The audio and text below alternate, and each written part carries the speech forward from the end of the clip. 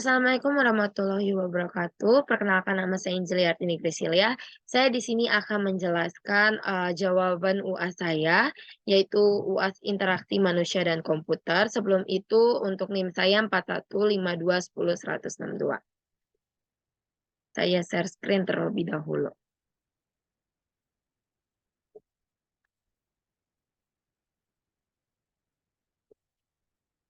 Untuk ini saya tadi sempat menjelaskan tapi lupa share screen, jadi saya akan menjelaskan ulang. Untuk soal yang pertama itu keterlibatan dalam interaksi manusia dan komputer IMK. IMK melibatkan berbagai keterampilan, termaksud keterampilan komunikasi, yaitu memahami kebutuhan pengguna dan menyampaikan konsep desain dengan efektif.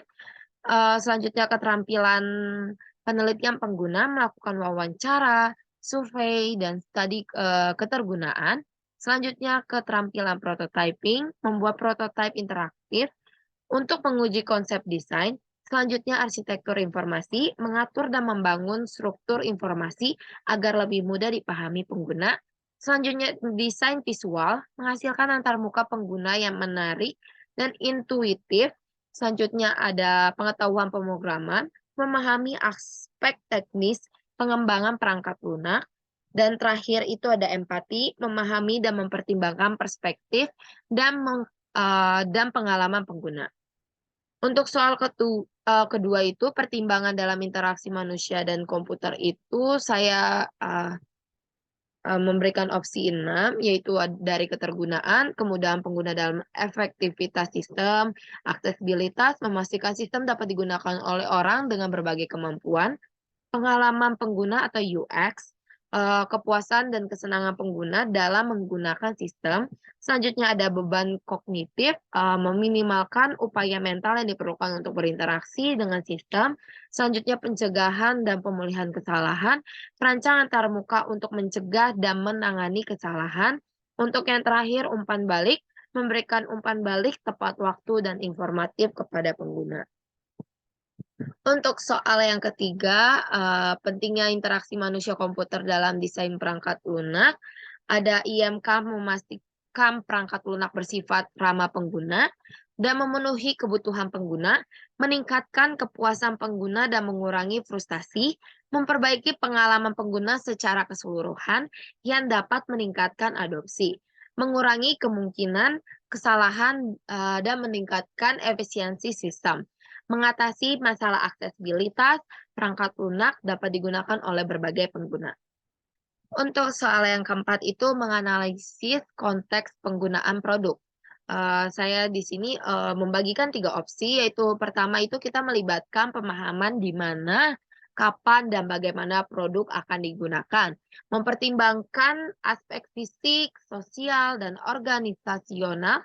Dan selanjutnya itu membantu perancang menyesuaikan antarmuka dengan kebutuhan spesifik pengguna di lingkungan mereka.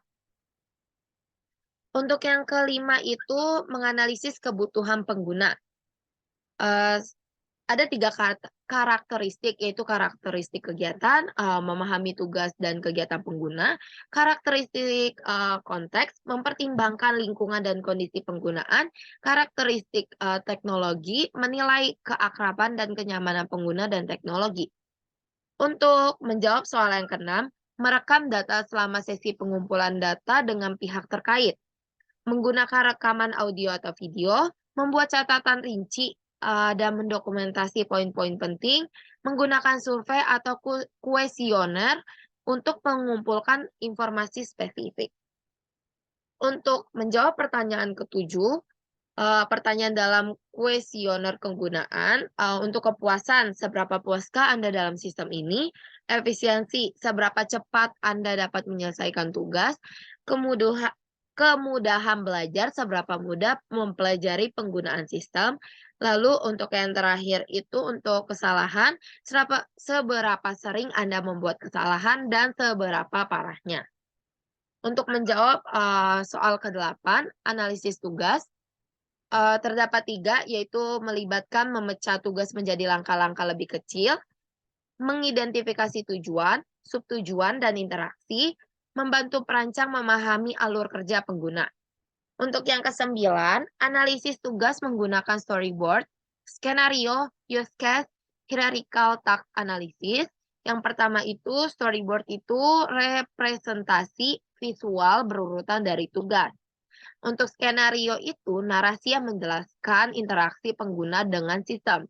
Untuk use case sendiri, deskripsi interaksi spesifik antara pengguna dengan sistem.